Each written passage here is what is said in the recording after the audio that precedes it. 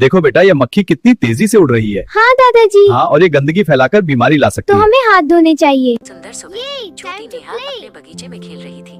सूरज चमक रहा था और फूल महक रहे थे। तभी नेहा को एक अजीब सी आवाज सुनाई दी, भिन भिन भिन। उसने देखा कि एक बड़ी काली मक्खी उसके चारों ओर चक्कर काट रही थी। वो मक्खी, जिसका नाम भिनभिना था, नेहा के सेब पर जा बैठी। नेहा उसे भगाने ही वाली थी कि तभी उसके दादाजी महेंद्र जी वहाँ आ गए। रुको नेहा, महेंद्र जी ने कहा, इस मक्खी को अपने खाने पर बैठने मत दो। नेहा ने हैरान होकर पूछा, क्यों दादाजी, ये छोटी सी मक्खी मेरा क्या बिगाड़ सकती है? महेंद्र जी उसे पास की बेंच पर ले गए और बोले, नेहा, ये मक्खी दिखती छोटी है, लेकिन ये अपने साथ बहुत सारी बीमारियां लाती है। महेंद्र जी ने पास के कूड़ेदान की ओर इशारा किया। भिनभिना मक्खी उड़कर वहां जा बैठी थी। उन्होंने समझाया, मक्खियां गंदगी, सड़े हुए खाने और कूड़े पर बैठना पसंद करती हैं।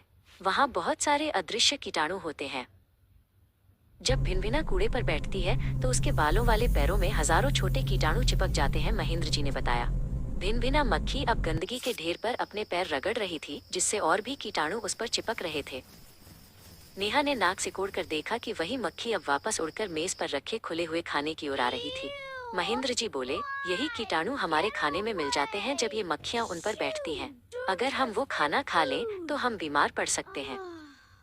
महेंद्र जी ने बताया कि इन कीटाणुओं से पेट दर्द, दस्त, हैजा और टाइफाइड जैसी बीमारियां हो सकती हैं। नेहा को याद आया कि पिछले महीने उसे भी पेट में बहुत तेज दर्द हुआ था। उसने तय किया कि वो अब सावधान रहेगी। नेहा ने पूछा, दादाजी, हम इन मक्खियों को दूर कैसे रख सकते हैं? महेंद्र जी ने रसोई से एक जालीदार ढक्कन निकाला और फलों की टोकरी को ढक दिया। सबसे पहला नियम, खाने को हमेशा ढक कर रखें। फिर नेहा ने झाड़ू उठाई और जमीन साफ करने लगी।